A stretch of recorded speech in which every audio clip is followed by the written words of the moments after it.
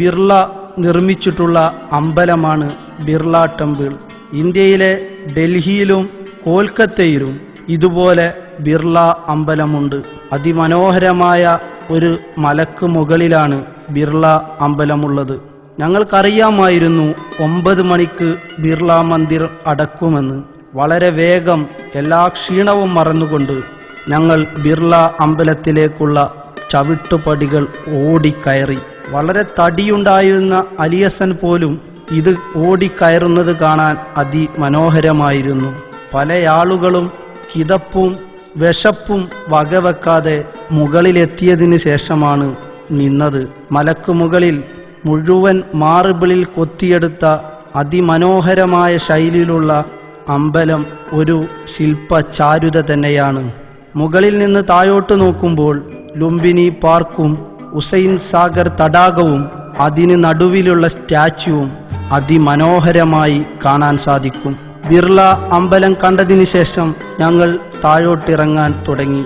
ഇറക്കത്തിന്റെ ചുറ്റുഭാഗത്തും മാല, വള തുടങ്ങിയ കച്ചവടക്കാരുണ്ടായിരുന്നു. പല ആളുകളും അറിയുന്ന ഹിന്ദിയിൽ അവരോട് സംസാരിച്ചു. ചിലതൊക്കെ വാങ്ങി ഞങ്ങൾ റോട്ടിലേക്കെത്തി. അപ്പോഴേക്കും വിശപ്പ് ഞങ്ങളെ തേടിയെത്തിയിരുന്നു. പല ആളുകളും അവിടെ നിന്ന് ഭക്ഷണം കഴിച്ചു.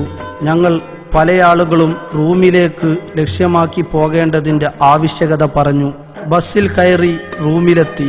എല്ലാ ക്ഷീണവും മറന്ന് എല്ലാവരും ഒരുമിച്ച് ഒരുമയോടെ കിടന്നുറങ്ങി. ഞങ്ങളുടെ ഓരോ റൂമിലും 10 പേരുണ്ടായിരുന്നു. 6 ഗ്രൂപ്പുകളാക്കി തിരിച്ച ക്യാമ്പിന് ഓരോ ലീഡർമാരുണ്ടായിരുന്നു. രാത്രി ഉറങ്ങുമ്പോൾ 3 ഗ്രൂപ്പുകാർ ആക്കി മാറ്റിയിരുന്നു. ഓരോ ഗ്രൂപ്പിനും അവിടെയുമുണ്ടായിരുന്നു ഓരോ ലീഡർമാർ. ഇത് വളരെ പെട്ടെന്ന് കുളിക്കുന്നതിനും തയ്യാറാകുന്നതിനും തെല്ലൊന്നുമല്ല സഹായിച്ചത്. എല്ലാവരും ഉറങ്ങി. രാത്രി 12 മണിയായപ്പോൾ ഒരു പോലീസുകാരൻ വന്ന് വാതിലിൽ മുട്ടി. 2 റൂമിൽ നിന്നും അറിയാവുന്ന ഹിന്ദിയിൽ പലതും പറഞ്ഞു. ഒന്നും മനസ്സിലാകാത്ത പോലീസുകാരൻ 3ാമത്തെ റൂമിലേക്ക് വന്നു. അവിടെയും മുട്ടി. അദ്ദേഹം അമ്പരന്നിരുന്നു. വല്ല തീവ്രവാദികളുമാണോ എന്ന് അദ്ദേഹത്തിന് സംശയമുണ്ടായിരുന്നു. അദ്ദേഹം ഞങ്ങളുടെ അടുത്തു വന്നു. നല്ല ഉറക്കവും ക്ഷീണമുണ്ടെങ്കിലും പോലീസുകാരനായതുകൊണ്ട് വളരെ നല്ല രീതിയിൽ തന്നെ ഞങ്ങൾ അദ്ദേഹത്തിനോട് അറിയാവുന്ന ഇംഗ്ലീഷിലും ഹിന്ദിയിലുമെല്ലാം പറഞ്ഞു മനസ്സിലാക്കി. അദ്ദേഹം പൂർണ്ണ തൃപ്തിയോടെ ഞങ്ങളോട് ഉറങ്ങാൻ പറഞ്ഞ് റൂമിൽ നിന്ന് ഇറങ്ങിപ്പോയി. അതിരാവിലെ എഴുന്നേറ്റു. വളരെ പെട്ടെന്ന് തന്നെ എല്ലാവരും കുളിച്ചൊരുങ്ങിയിരുന്നു. 6 മണിക്ക് ഞങ്ങൾക്ക് പോകേണ്ടതുണ്ടെന്ന് തലേന്ന് തന്നെ തീരുമാനിച്ചിരുന്നു. 6 മണിക്ക് മുന്നേ തന്നെ എല്ലാവരും വൃത്തിയോടെ കുളിച്ചു താഴെ ഇറങ്ങി. ഞങ്ങൾക്ക് പോകേണ്ടത് ഇന്ത്യയിലെ തന്നെ അത്ഭുതമായ രാമോജി ഫിലിം സിറ്റിയിലേക്കായിരുന്നു. ഉടനെ തന്നെ ഞങ്ങൾക്ക് അവിടെ നിന്ന് ബസ് കിട്ടി. രാമോജി ഫിലിം സിറ്റിയിലേക്ക് പോകുന്നതിന് മുന്നേ ഞങ്ങൾക്ക് ഭക്ഷണം കഴിക്കേണ്ടതുണ്ടായിരുന്നു. ഞങ്ങൾ ബസ്സിൽ നിന്ന് ഇറങ്ങി. ഒരു തട്ടുകടയിൽ നിന്ന് പൂരിയും ബാജിയും കഴിച്ചു. വില വളരെ കുറവായതുകൊണ്ട് എല്ലാവർക്കും സന്തോഷം തോന്നി. ഒരുപാട് പൂരിയും ഒരുപാട് ബാജിയും കഴിച്ച് ഞങ്ങൾ ഒരു ജീപ്പ് വിളിച്ചു. റാമോജി ഫിലിം സിറ്റി ലക്ഷ്യമാക്കി നീങ്ങി. അല്പസമയത്തിന് ശേഷം ഞങ്ങൾ റാമോജി ഫിലിം സിറ്റിയിലെത്തി. അതിമനോഹരമായ ഫിലിം സിറ്റിയുടെ കവാടം പുറത്തു നിന്ന് തന്നെ കാണാമായിരുന്നു. ഫിലിം സിറ്റിയുടെ ബോർഡ് കണ്ടപ്പോഴേക്കും ആഹ്ലാദം എല്ലാവരിലും ഉടലെടുത്തു. ജീപ്പ് നിർത്തി ഞങ്ങൾ ഇറങ്ങി. ഫിലിം സിറ്റിയുടെ പുറത്തു പോയി ടിക്കറ്റ് എടുക്കാൻ ക്യൂ നിന്നു. എല്ലാവർക്കും ടിക്കറ്റ് ലഭിച്ചു. ടിക്കറ്റിന്റെ കൂടെ തന്നെ ഒരു സ്ലിപ്പും ലഭിച്ചു.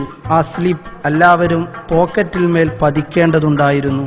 പക്ഷേ യാത്രാ അംഗങ്ങളെല്ലാം അവരുടെ ബാഡ്ജിന്റെ പിന്നിലായിരുന്നു പതിച്ചത്. പരിശോധനകൾക്ക് ശേഷം ഞങ്ങളെ അകത്തേക്ക് കയറ്റി. ഫിലിം സിറ്റിയുടെ തന്നെ ബസ് അവിടെ മുന്നിൽ കിടപ്പുണ്ടായിരുന്നു. ഞങ്ങൾക്കെല്ലാവർക്കും ഒരു ബസ്സിൽ പോകേണ്ടതുകൊണ്ട് അല്പം ആളുകളെ ഞങ്ങൾ കടത്തിവിട്ടു. പിന്നെ എല്ലാവരും ഒരേ ബസ്സിൽ തന്നെ കയറി. ഫിലിം സിറ്റിയുടെ അകത്തേക്ക് അവരുടെ ബസ്സിൽ തന്നെ കൊണ്ടുപോയി. ഫിലിം സിറ്റിയിലെത്തിയപ്പോൾ അവിടെ അതിന്റെ ഓപ്പണിംഗ് സെറിമണി എന്ന പരിപാടി തുടങ്ങുമെന്ന് അനൗൺസ് കേട്ടു. ഞങ്ങളെല്ലാവരും അത് കാണുവാൻ ഒരുമിച്ചു. പിന്നീട് എല്ലാവരോടും വൈകുന്നേരം 5 മണിയാവുമ്പോഴേക്ക് ഒരുമിക്കണമെന്ന് അഭ്യർത്ഥിക്കുകയും ചെയ്തു. പക്ഷേ ആരും കൂട്ടം വിട്ടുപോകാൻ തയ്യാറായില്ല. ഭാഷ അവിടെയും വില്ലനാകുകയായിരുന്നു. ഞങ്ങൾ മറ്റൊരു മനോഹരമായ ബസ്സിലേക്ക് മാറിക്കയറി. ബസ്സിലൂടെയുള്ള യാത്ര ഞങ്ങൾ അവിസ്മരണീയമാക്കി. ഫിലിം സിറ്റി ഒരു അത്ഭുത ലോകമായി ഞങ്ങൾക്ക് തോന്നി. ഇന്ത്യയിലെയും ലോകത്തിലുമുള്ള എല്ലാ മനോഹര സ്തൂപങ്ങളും ബിൽഡിങ്ങുകളും അവിടെ നിർമ്മിച്ചിട്ടുണ്ടായിരുന്നു. പലതും ഹാർഡ് ബോർഡ് കൊണ്ടാണ് നിർമ്മിച്ചതെന്ന് പറഞ്ഞപ്പോൾ ഞങ്ങൾക്ക് അത്ഭുതം തോന്നി. ഇന്ത്യയിലെ പല വിമാനത്താവളങ്ങളും റോഡുകളും എല്ലാം അവിടെയുണ്ടായിരുന്നു. പല സിനിമയുടെ ഷൂട്ടിങ്ങും അവിടെ നടക്കുന്നുണ്ടായിരുന്നു. ഇതെല്ലാം അവിസ്മരണീയമായാണ് ഞങ്ങൾക്ക് തോന്നിയത്. ഓരോ പോയിന്റിലും ബസ്സിൽ നിന്ന് ഞങ്ങളെ ഇറക്കുമായിരുന്നു. പകരം വേറെ ബസ് ഇത് കണ്ടു കഴിഞ്ഞതിന് ശേഷം അവിടെ കിടപ്പുമുണ്ടായിരുന്നു. മാറി മാറി ബസ്സുകൾ കയറി ഓരോ പോയിന്റ് ഞങ്ങൾ ദർശിച്ചു. അതിമനോഹരമായ ടെന്റ് ഞങ്ങൾക്ക് ദർശിക്കാൻ സാധിച്ചു. സിനിമയുടെ യാഥാർത്ഥ്യം ഞങ്ങൾ കണ്ടു മനസ്സിലാക്കുകയായിരുന്നു. എങ്ങനെ ഒരു സിനിമ നിർമ്മിക്കപ്പെടുന്നു എന്ന് വളരെ വ്യക്തമായി ഞങ്ങളെ പഠിപ്പിച്ചു തരുകയായിരുന്നു. ഇനി സിനിമ കാണില്ലെന്ന് പലരും പ്രതിജ്ഞ ചെയ്തു. അതിമനോഹരമായ പാർക്കിൽ നിന്ന് ഞങ്ങൾക്ക് വിട പറയേണ്ടതുണ്ടായിരുന്നു. പലരും ഭക്ഷണം കഴിച്ചിരുന്നു. പക്ഷേ പലർക്കും അന്നും വിശപ്പുണ്ടായില്ല എന്നത് ഒരു അത്ഭുതം തന്നെയാണ്. വൈകുന്നേരം എല്ലാവരും ഒത്തുകൂടി. തിരിച്ചു പോകാൻ ആർക്കും മനസ്സുണ്ടായിരുന്നില്ല.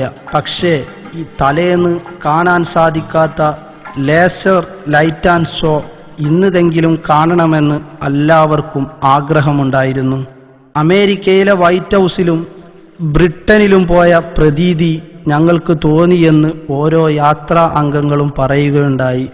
കാരണം ലണ്ടൻ ടൗണും വൈറ്റ് ഹൗസും താജ്മഹലും എല്ലാം അവിടെ നിർമ്മിച്ചിട്ടുണ്ടായിരുന്നു. ഒരു മായാലോകത്തിൽ നിന്ന് യഥാർത്ഥ ലോകത്തിലേക്കുള്ള യാത്രയായി ഞങ്ങൾക്കത് തോന്നി. ഞങ്ങൾ റാമോജിയിൽ നിന്നിറങ്ങി തിരിച്ച് ബസ്സിൽ കയറി ഹൈദരാബാദ് സിറ്റി ലക്ഷ്യമാക്കി യാത്ര തുടർന്നു. ഇരുട്ട് പരക്കുന്നുണ്ടായിരുന്നു. 7:30 മണിക്ക് തുടങ്ങുന്ന ലൈറ്റ് ആൻഡ് ഷോ കിട്ടുമോ എന്ന ഭയം ഞങ്ങളിലെല്ലാവർക്കും ഉണ്ടായിരുന്നു. ഞങ്ങളുടെ ബസ് സിറ്റിയിലെ തിരക്കിനിടയിലൂടെ പോകുകയാണ്. പല ആളുകളും പരസ്പരം പിറുപിറുക്കുന്നുണ്ടായിരുന്നു ബസ്സിന്റെ സ്പീഡ് കുറവിനെക്കുറിച്ച്. അതിനിടയിൽ ഒരു പോക്കറ്റടി നടന്നു. അപ്പോൾ ഒരു യാത്രാംഗത്തിന്റെ കമാൻഡ്, പോക്കറ്റടി ഇവിടെയുമോ? എല്ലാവരും ബസ്സിലുള്ള യാത്ര ആസ്വദിച്ചു. ഞങ്ങൾ ലുംബിനി പാർക്കിൽ എത്തിച്ചേർന്നു. ലൈറ്റ് ആൻഡ് സൗണ്ട് ഷോ തുടങ്ങിയിട്ട് 2 മിനിറ്റ് കഴിഞ്ഞിരുന്നു. വളരെ വേഗം തന്നെ ഞങ്ങൾ ടിക്കറ്റ് എടുത്തു. അതിമനോഹരമായ ലുംബിനി പാർക്കിലെ ലൈറ്റ് ആൻഡ് സൗണ്ട് ഷോ ഞങ്ങൾക്ക് കാണാൻ സാധിച്ചു. മനോഹരം എന്ന് അതിന് പറഞ്ഞാൽ പോരാ എന്ന് പലരും പറഞ്ഞു. ഹൈദരാബാദിന്റെ ചരിത്രം ആധുനിക സാങ്കേതിക വിദ്യയുടെ സഹായത്താൽ ഞങ്ങൾക്ക് പഠിക്കാൻ സാധിച്ചു. ചരിത്രം പല രീതിയിലും വളച്ചൊടിച്ചിട്ടുണ്ടെന്ന് പലരും അഭിപ്രായപ്പെട്ടു. അതിമനോഹരമായ ലൈറ്റ് ആൻഡ് സൗണ്ട് ഷോയ്ക്ക് ശേഷം ഞങ്ങൾ റൂമിലേക്ക് തിരിച്ചു.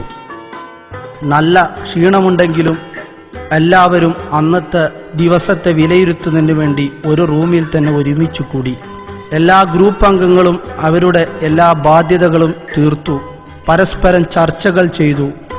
പോരായ്മകൾ പരിഹരിക്കാനും നിർദ്ദേശങ്ങൾ സ്വീകരിക്കാനും നേതൃത്വം തയ്യാറായി. അതിമനോഹരമെന്ന് പലരും അഭിപ്രായം പറയുകയുണ്ടായിരുന്നു. പ്രോത്സാഹനങ്ങൾ മനോഹരമായിരുന്നു. അല്പം വഴുകി നടന്ന പലരെയും പലരും ഉപദേശിക്കുകയും ചെയ്തു. നേരം പുലർന്നു. ഞങ്ങൾക്ക് പോകേണ്ട ലക്ഷ്യസ്ഥാനങ്ങളെക്കുറിച്ച് രാവിലെ തന്നെ നിർദ്ദേശങ്ങൾ ലഭ്യമായിരുന്നു. എല്ലാവരും തയ്യാറായി പുറത്തിറങ്ങി. ഞങ്ങൾക്ക് പോകേണ്ടത് സാലാർ ജംഗ് മ്യൂസിയത്തിലേക്കായിരുന്നു. പക്ഷേ സാലാർ ജംഗ് മ്യൂസിയം 10 മണിക്കേ തുറക്കുകയുള്ളൂ. 2 മണിക്കൂർ ഞങ്ങളുടെ കൈവശം ഉള്ളതുകൊണ്ട് സിറ്റി ഒന്ന് നടന്നു കാണാൻ തീരുമാനിച്ചു. ഞങ്ങൾ ആദ്യം പോയത് പുരാനി പുൽ എന്ന പഴയ പാലത്തിന്റെ അടുത്തേക്കാണ്. പിന്നീട് ഞങ്ങൾ ഹൈദരാബാദിലെ ആന്ധ്രാപ്രദേശ് ഹൈക്കോർട്ട് കണ്ടു. അതിമനോഹരമായ ഉസ്മാനിയ ഹോസ്പിറ്റൽ ഹൈദരാബാദിന് സൗന്ദര്യമേകുന്നതായി ഞങ്ങൾക്ക് അനുഭവപ്പെട്ടു. ഉസ്മാനിയ ആശുപത്രിയുടെ രൂപകൽപ്പന മുഗൾ വാസ്തുശില്പകലയുമായി ബന്ധപ്പെട്ട് കിടക്കുന്നതായി ഞങ്ങൾക്ക് തോന്നി. ഉസ്മാനിയ ആശുപത്രിയും ഹൈക്കോർട്ടിൻ്റെയും ഇടയിലൂടെ ഞങ്ങൾ നടന്നു. നദി വറ്റുവരണ്ട് കിടക്കുകയുണ്ടായിരുന്നു. അഴുകിക്കിടക്കുന്ന നദി കണ്ട് യാത്രാ അംഗങ്ങൾക്ക് ദുഃഖം തോന്നി. ഞങ്ങൾ സാലാർ ജംഗ് മ്യൂസിയത്തിലെത്തി. നൈസാമിൻ്റെ കാലത്ത് തന്നെ പണി കഴിപ്പിച്ചിരുന്ന സാലാർ ജംഗ് മ്യൂസിയം ലോകത്തെ തന്നെ ഏറ്റവും അറിയപ്പെടുന്ന ഒരു മ്യൂസിയമാണ്. ലോകത്തിലെ ഏറ്റവും വലിയ പ്രൈവറ്റ് മ്യൂസിയമായിട്ടാണ് സാലാർ ജംഗ് മ്യൂസിയം അറിയപ്പെടുന്നത്. നവാബ് തുറാബ് അലി ഖാന്റെ കാലത്താണ് സാലാർ ജംഗ് മ്യൂസിയം തുടങ്ങിയത്. നവാബ് തുറാബ് അലി ഖാൻ പിന്നീട് ഹൈദരാബാദ് സ്റ്റേറ്റിൻ്റെ പ്രൈം മിനിസ്റ്ററായി. അദ്ദേഹം യൂറോപ്പിലും ഇംഗ്ലണ്ടിലും പോയപ്പോൾ കൊണ്ടുവന്ന ഒരുപാട് കളക്ഷനുകൾ സാലാർ ജംഗ് മ്യൂസിയത്തിലുണ്ടായിരുന്നു. റബാക്കയുടെ സ്റ്റാച്യു 1876 റോമിൽ നിന്ന് കൊണ്ടുവന്നതായിരുന്നു. സാലാർ ജംഗ് മൂന്നാമനായിരുന്ന മിസ്റ്റർ യൂസുഫ് അലി ഖാനാണ് ഈ മ്യൂസിയത്തെ മനോഹരമാക്കുന്നതിൽ കൂടുതൽ ഇടപെട്ടത്. 43,000 ആർട്ടുകളും 50,000 ബുക്കുകളും 38 റൂമുകളിലുമായി കിടക്കുന്ന ഈ മ്യൂസിയത്തിൻ്റെ ബിൽഡിംഗ് പഴയ കൊട്ടാരമായിരുന്നു. ജപ്പാനിലെയും ചൈനയിലെയും യൂറോപ്പിലെയും കളക്ഷനുകൾ അതിമനോഹരമാക്കുന്നുണ്ട്. വർഷങ്ങളിൽ ചില സമയത്ത് നടക്കുന്ന മ്യൂസിയത്തിലെ പരിപാടികളെക്കുറിച്ച് പത്രങ്ങളിൽ റിപ്പോർട്ട് നൽകാറുണ്ടെന്ന് അവിടെയുള്ള ഓഫീസർ ഞങ്ങളോട് പറയുകയുണ്ടായി. ആ സമയത്ത് മാത്രം കാണിക്കുന്ന ചില വസ്തുക്കളും അതിനുള്ളിലുണ്ടെന്ന് അദ്ദേഹം ഞങ്ങളോട് പറഞ്ഞു. സാലാർ ജംഗ് മ്യൂസിയം കണ്ടതിന് ശേഷം ഞങ്ങൾക്ക് ഹൈദരാബാദ് ബിരിയാണിയെക്കുറിച്ച് ഓർമ്മ വന്നു. ഞങ്ങൾ മ്യൂസിയത്തിൽ നിന്നിറങ്ങി. ഞങ്ങളുടെ എല്ലാ സാധനങ്ങളും ഞങ്ങൾ അവിടെ ലോക്ക് റൂമിൽ കൊടുത്ത് ഏൽപ്പിച്ചിരുന്നു. അതെല്ലാം തിരികെ വാങ്ങി ഞങ്ങൾ തിരിച്ചു നടന്നു. അപ്പോഴും അവിടെ തോക്ക് ചൂണ്ടി പോലീസുകാർ ഞങ്ങളെ നോക്കി നിൽക്കുന്നുണ്ടായിരുന്നു. വളരെ കഠിനമായ സെക്യൂരിറ്റിക്ക് നടുവിലാണ് സാലാർ ജംഗ് മ്യൂസിയം നിലകൊള്ളുന്നത്. ഒരുപാട് സമയത്തെ പരിശോധനയ്ക്ക് ശേഷമാണ് മ്യൂസിയത്തിനകത്തേക്ക് കയറ്റിയത് എന്നുള്ളതിൽ യാത്രാ അംഗങ്ങൾക്ക് വിഷമമുണ്ടായിരുന്നു. ഞങ്ങൾ ഹൈദരാബാദ് ബിരിയാണി അന്വേഷിക്കുകയായിരുന്നു. ഹൈദരാബാദ് ബിരിയാണി ഏറ്റവും നന്നായിട്ട് ഹൈദരാബാദിൽ വിതരണം ചെയ്യുന്നത് പാരഡൈസ് ഹോട്ടലാണെന്ന് ഞങ്ങൾക്ക് വിവരം ലഭിച്ചു. സെക്കന്ദരാബാദിനടുത്ത് കിടക്കുന്ന പാരഡൈസ് ഹോട്ടലിൽ എത്തിച്ചേരാനുള്ള വഴി അന്വേഷിച്ചു ഞങ്ങൾ നടപ്പായി. നല്ല വെയിലുണ്ടെങ്കിലും അതൊന്നും യാത്രാ അംഗങ്ങൾക്ക് പ്രശ്നം തോന്നിച്ചില്ല. ഞങ്ങൾ ബസ്സിൽ കയറി പാരഡൈസ് ഹോട്ടലിലേക്ക് പോകാൻ ശ്രമം നടത്തി. പക്ഷേ അങ്ങോട്ടുള്ള ബസ് യാത്ര ദുഷ്കരമാണെന്ന് പറഞ്ഞതുകൊണ്ട് ബസ്സിൽ നിന്നിറങ്ങുകയും 5 ഓട്ടോ വിളിച്ച് പോവുകയും ചെയ്തു. ഒരു ഓട്ടോയിൽ 6-7 പേരെ സിറ്റിയിലൂടെ കൊണ്ടുപോകുന്നത് കാണാൻ ഞങ്ങൾക്ക് ഭയങ്കര രസം തോന്നി. പല പോലീസുകാരും നോക്കി നിൽക്കെയാണ് സിറ്റിക്കകത്ത് നടക്കുന്ന ട്രാഫിക് ലംഘനം. ഞങ്ങൾ പാരഡൈസ് ഹോട്ടലിലെത്തി. പാരഡൈസ് ഹോട്ടലിനകത്തേക്ക് കയറി ഹൈദരാബാദ് ബിരിയാണി ഓർഡർ ചെയ്തു. ഒരു ബിരിയാണി 4 പേർക്ക് തിന്നാമെന്നാണ് അവർ ഞങ്ങളെ അറിയിച്ചത്. അതിമനോഹരമായ ഹൈദരാബാദ് രുചി ഞങ്ങൾക്ക് കുളിർമയേകി. എല്ലാവരും വയറ് നിറയെ ഭക്ഷണം കഴിച്ചു പുറത്തിറങ്ങി. അന്ന് വൈകുന്നേരം വരെ എല്ലാവർക്കും പറയാനുണ്ടായിരുന്നത് ഹൈദരാബാദ് ബിരിയാണിയുടെ രുചിയായിരുന്നു. ഞങ്ങൾ പാരഡൈസ് ഹോട്ടലിൽ നിന്നും മാർക്കറ്റിലേക്കിറങ്ങി. അബിഡ്സും നാമ്പള്ളിയും എല്ലാം കറങ്ങിക്കണ്ട് കിട്ടാവുന്ന സാധനങ്ങളൊക്കെ വാങ്ങി ഞങ്ങൾ 5 മണിക്കുള്ള ചാർമിനാർ എക്സ്പ്രസ് ലക്ഷ്യമാക്കി റെയിൽവേ സ്റ്റേഷനിലേക്ക് തിരിച്ചു. റെയിൽവേ സ്റ്റേഷനിലെത്തിയപ്പോൾ അമിതാഭ് ബച്ചന്റെ സാദൃശ്യമുള്ള ഒരു വ്യക്തിയെ ഞങ്ങൾ കണ്ടുമുട്ടി. ഞങ്ങൾ അദ്ദേഹത്തെ പരിചയപ്പെട്ടു. അദ്ദേഹം ഞങ്ങളുടെ കൂടെ ഫോട്ടോക്ക് പോസ്റ്റ് ചെയ്തു. അമിതാഭ് ബച്ചനും അദ്ദേഹവും ഒരേ മാതിരി തോന്നിയപ്പോൾ നാട്ടിൽ വന്ന് ഞങ്ങൾ അമിതാഭ് ബച്ചന്റെ കൂടെ ഫോട്ടോ എടുത്ത് എന്ന് തട്ടിവിടാമെന്നും പറഞ്ഞു. ഞങ്ങൾ ട്രെയിനിൽ കയറി. ചെന്നൈ ലക്ഷ്യമാക്കിയുള്ള യാത്രയായിരുന്നു. രാവിലെ 11 മണിയോടെ ചെന്നൈയിലിറങ്ങി. ചെന്നൈയിൽ നിന്ന് തിരിച്ചു പോരാനുള്ള ട്രെയിൻ 5 മണിക്കായതിനാൽ അല്പസമയം ചെന്നൈയിൽ കറങ്ങാൻ തീരുമാനിച്ചു. ഞങ്ങൾ മെറീന ബീച്ച് ലക്ഷ്യമാക്കി നീങ്ങി. അതിനിടയിൽ ഭക്ഷണവും കഴിച്ചു. അതിമനോഹരമായ മെറീന ബീച്ചും നിയമസഭയും ഞങ്ങൾക്ക് കാണാൻ സാധിച്ചു. പുതുതായി നിർമ്മിക്കപ്പെട്ട നിയമസഭ അതിമനോഹരം തന്നെ.